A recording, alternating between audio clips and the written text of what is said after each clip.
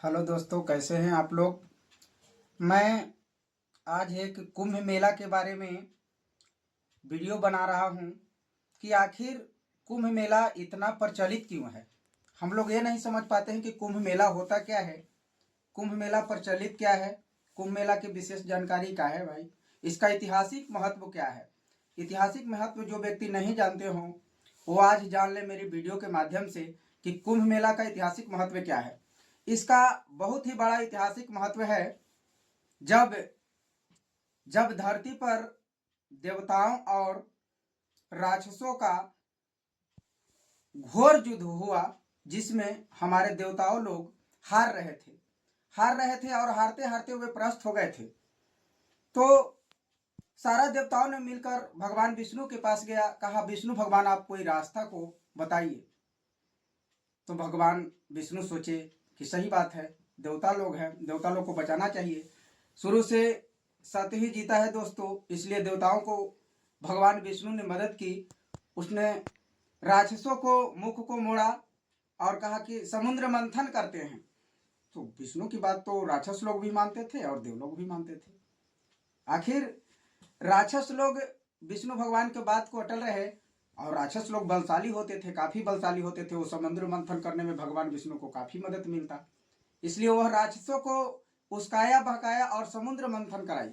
समुद्र मंथन करने के पश्चात दोस्तों, पहले समुद्र मंथन राक्षसों ने जोर जोर से समुद्र मंथन किया तो विष का घड़ा निकला। और राक्षसों का गुरु शंकराचार्य थे, इसे शुक्राचार्य भी कहा जाता है। जब विष का घड़ा निकला तो राक्षस लोग विष के घड़ा छीन करके गुरु महाराज शंकराचार्य के पास गए और बोले कि महाराज देखिए, विष का अमृत का घड़ा है। शंकराचार्य बोला नहीं, यह तो विष का घड़ा है। तो सारा देवताओं ने कहा कि विष तो धरती पर पचाने वाला कोई नहीं है। सारा राक्षस लोग गए और दौड़ल दौड़ल शंकर जी को जा करके घड़ा को दे दिए। तो घड़ा में सब विष था, शंकर भगवान पी लिए, उसी से उनका देह जो हो गया काला हो गया। फिर विष्णु भगवान के पास आए, कहा कि तू तो निकलेगा अमृत, निकाल दिया तू ये विष। कहा कि अरे और जोर जोर से मंथन करेगा तब जो है घड़ा निकलेगा अमृत का। राक्षस लोग ने और जल लगाई दोस्तों, पूरा जोड़ लगाकर जोर जोर से समुद्र मंथन हो रहा था। उसी के तत्पश्चात एक घड़ा निकला जिसमें अमृत भरा हुआ था। और वो अमृत भरा हुआ था तो अमृत तो निकल गया। राक्षस लोग सोचे कि हम अपने ले लें, लेकिन आकाश का देवता इंद्र भगवान का लड़का जयंत, जिसका नाम था जयंत, वह जो है घड़ा को छीन करके सोचा कि हम अकेले पी जाएंगे। वह लेकर के आकाश में चला गया और इस तरह से 12 दिन तक राक्षस और देवताओं लोग लड़ते रहे कि उस घड़ा को प्राप्त करे, घड़ा को प्राप्त करे। बाद में हुआ दोस्तों ये कि इसी युद्ध के तत्पश्चात 4 बूंद घड़ा से प्रयागराज, नासिक, इलाहाबाद और उज्जैन जैसे जगहों पर 4 बूंद में से एक एक बूंद घड़ा से गिर गई दोस्तों, जहां पर से नदियां बहने लगी। और प्रयागराज तो विशेष संगम है, 3 नदियों का संगम। वही बूंद जो है कुंभ मेला का आयोजन किया गया, कुंभ मेला के रूप स्वरूप ले ली दोस्तों। जयंत को पकड़ करके 12 दिन के बाद लाया गया, भगवान विष्णु ने अमृत बांट दी और वही जो है 12 दिन का युद्ध आज काल के हम लोगों के लिए 12 वर्ष बन गया दोस्तों।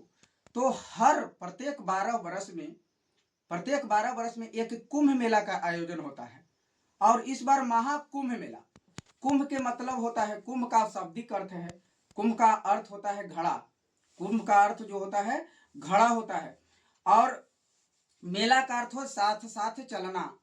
तो और इस बार महाकुंभ का मतलब 12 वर्षों के बाद, मतलब 12 वर्षों यानी 12 है 44 144 वर्षों के बाद ये हमारा 2025 में महाकुंभ मेला लगा है। और इसका ऐतिहासिक महत्व वही अमृत के बूंद गिर गई, जिसके कारण ये सब नदी का रूप धारण कर लिया। और अमृत किसको नहीं पसंद है। और उस समुद्र का जब मंथन कर रहे थे दोस्तों, तो वहां पड़ी दैत्यों का गुरु पहुंचे थे, देवताओं को गुरु पहुंचे थे। इसलिए इस कुंभ मेला में ऋषि मुनि, नागा, सुंदर सुंदर लड़कियां, क्योंकि